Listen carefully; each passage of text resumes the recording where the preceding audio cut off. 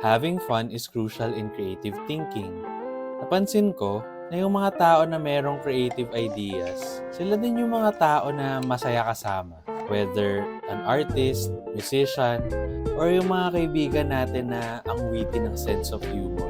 They all have one thing in common, which is they know how to have fun. Kasi pag masaya tayo, yung mind natin is more relaxed and it's more open. And pag ganitong state of mind, ito yung perfect for creative thinking. Getting creative ideas makes us feel happy and excited. And it works both ways. Feeling happy and excited also helps us to come up with more creative ideas. Yung mga happy moments, nangyayari yun na unexpected, unpredictable, and when we are just living in the moment. Sabi nga nila pag may event or outing, mas masaya pagka hindi pinaplano, yung nangyayari na lang. Kasi pagka masyado natin in-overthink yung isang bagay, nawawala yung fun and creativity dun.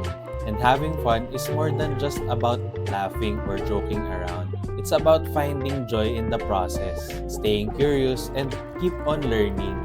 Sabi nga ni Einstein, creativity is intelligence having fun. Ibig sabihin, yung creative thinking natin mas gumagana pag nag-e-enjoy tayo. So when we are having fun, we open opportunities to be creative. Kasi kung hindi tayo nagiging masaya sa ginagawa natin, bakit pa natin to ginagawa?